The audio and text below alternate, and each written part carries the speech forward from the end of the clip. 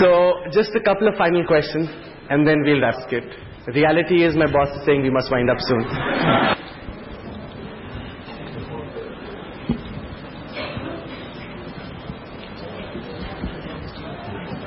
Thanks. First of all, I've got to tell you, I was very impressed with all of you. Normally when we see a Bollywood star, we think, a bit of fluff, but it was very good. I've seen you were very, very, very, very impressive. Thank you. But for an economist. So, like you, my parents left India many years ago to find economic prosperity, hope in America, and here I am back in their country, finding it here. It's kind of ironic. But looking ahead, ideally, this is a top 3 economy of the world in a few years. The reality is there are a whole lot of hurdles to get there. So tell me very quickly 2 things that are most important to change in the next 2 or 3 years to realize that ideal situation of top 3. Yes, very good question. And I would say I have the similar situation where my parents are in the States and I'm here, so it's a funny thing that's happening right now. I think, 10 years ago, people droned on and on about the brain drain, and in the space of 3 years, we have, the first generation of kids that never even lived in India, all of a sudden flooding back. You don't know how many questions I get of people who want to come back and want to contribute and just don't know how to do it. To your question about 2 things, I think in terms of looking at policy, very clearly, education, infrastructure. When I talk about demographics, and we did this. We basically said we have this huge young labor force, half the population under the age of 26, half the population under the age of 26, right? We're going to have this huge labor force, but this labor force actually isn't a huge part of it doesn't participate. When you actually look at if we kept our participation rates similar to what we have right now, by 2030 we're going to look more like a Japan than we are like, the country that's going to be thriving or that we see today. We're just going to be supporting so many people who just don't work. So I would say by far we have to skill, and it's not just about getting enrollment rates up because we have schools built. We actually have infrastructure, but we have kids and no teachers. So we need teacher training by and large. And infrastructure, again, I think, in 2003, no one even talked about infrastructure. So when I think about the gains we've made in terms of government, think of how much now, how far we've come in 7 years, that we can have an open debate. It used to be something that only was talked about in hushed whispers behind closed doors. So at least we're talking about infrastructure. But I think, in terms of thinking about government and enablers, we've got to figure out this way of extracting the government from being involved in every sort of aspect of trying to take care of things and not doing it as well as probably people could do on their own, and really figuring out the basic job of governments, building roads, building schools, figuring out health systems, and letting the rest of us figure out, again, how to take the power and figuring out how to use those things most efficiently. Education and infrastructure. Tanya, we just saw a 26-year-old from Facebook who told us how he made his first billion. When I saw him the first time, I thought, what's this kid doing at the conclave? It turned out he'd earned his first billion.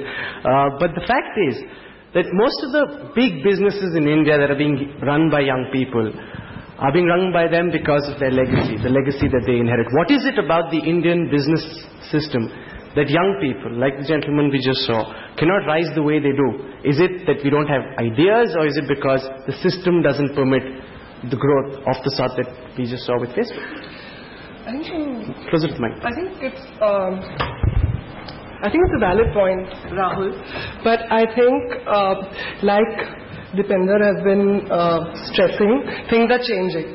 I think in the past, because of our economic structures and political stipulations, it was actually quite difficult to progress while maintaining your ideals. Taxing systems were very strenuous.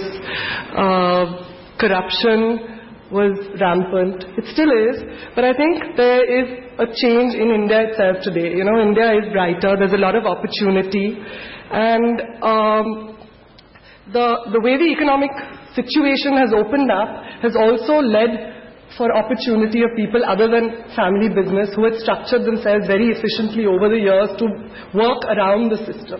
Now that's sort of no longer required. So that's why you see new youngsters coming up.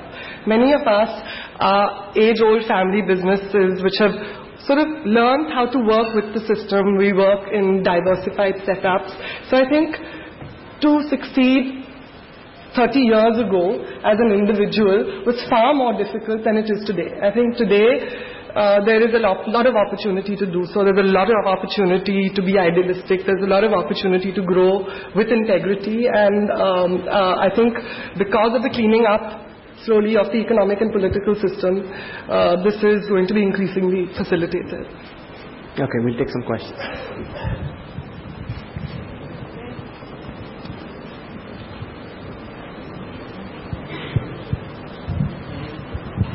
Namaskar, my name is Karthikeya Sharma.